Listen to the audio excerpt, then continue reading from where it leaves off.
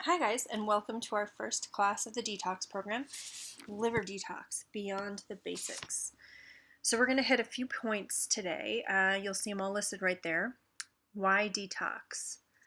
What really happens inside the liver during a detox? What's the best way to detox?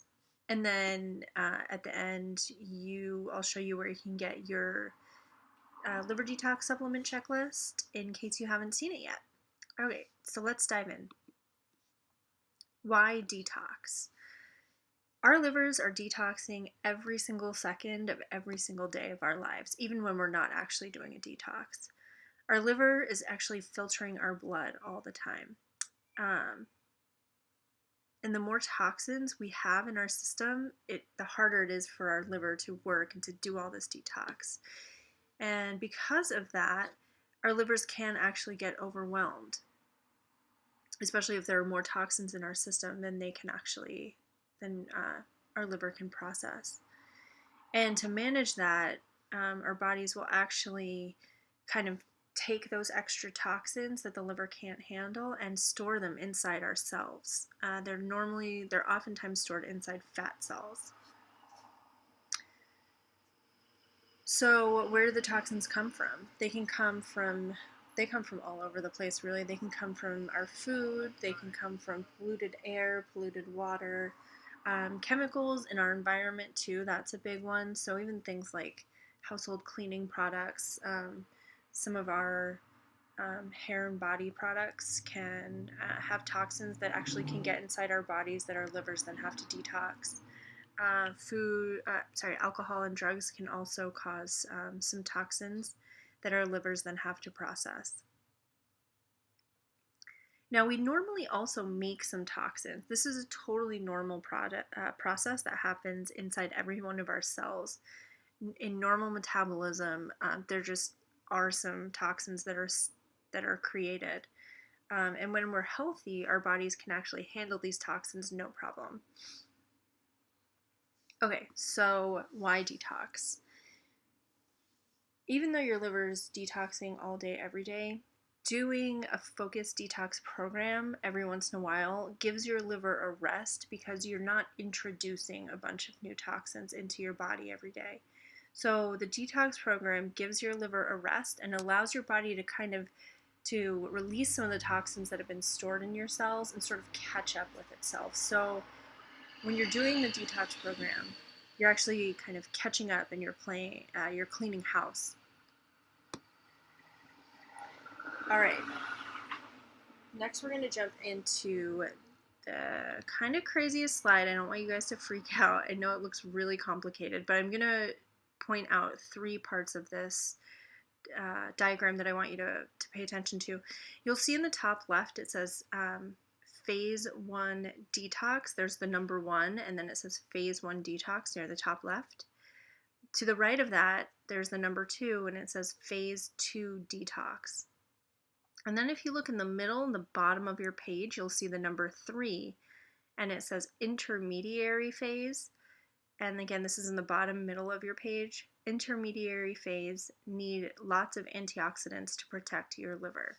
Okay, so I know there's a lot going on this slide, and again, I want you to really just pay attention to those three areas. Phase 1 detox, phase 2 detox, and then 3 intermediary phase. If you're curious, you can always come back and take a look at this image later. But again, I don't want you to feel overwhelmed. Okay, so this is a picture of your liver and of what's really happening inside your liver all day, every day when you're detoxing. And again, the goal of detox is to get rid of toxins. And to do this, our livers have to make our toxins easy to excrete or easy to get rid of. We get rid of toxins generally in urine or in stool or feces. So the way that our liver detoxes it's a two-step process, phase 1 and phase 2. So again, you've got phase 1 on the upper left and you've got phase 2 on the upper right. And what phase 1 detox does is that takes all those really nasty toxins that have kind of been floating around in your body, it scoops them up and brings them into your liver, and then it does the first step of making them easy for our body to get rid of. I won't go into any more of the biochemistry with you, but just know that there's this one big chemical reaction that happens in phase 1 detox to make the toxins easy for our bodies to get rid of. And then if you look to the right and you see phase 2 detox, phase 2 detox finishes up what phase 1 started. It takes all those toxins that phase 1 has already worked with, and it makes them even more easy to get rid of, again, in urine or in stool. And once the toxins have gone through phase 2 detox, they are sent out of your body via kidneys or colon as urine or as stool. You can see that stuff on the far right hand side of your document where it says excretory derivatives. Basically, it's just a fancy way of saying this is how the stuff gets out of your body. Okay, the last part of this diagram I want to point out to you is number 3, intermediary phase, which is on the bottom middle of your page. And the intermediary phase is a phase between phase 1 and phase 2 detox. The compounds that are made in phase 1 detox, they're actually called free radicals, and free radicals can damage cells. So the compounds that are made in phase 1 can actually be pretty bad for us. But when our liver is working well, those free radicals are scooped right into phase 2 before they can do any damage. However, if our liver gets overwhelmed, there might not be any room in phase 2 detox for those free radicals to move into it. So they can stick around as free radicals. They can do a lot of damage. So the way that we help protect ourselves is with antioxidants.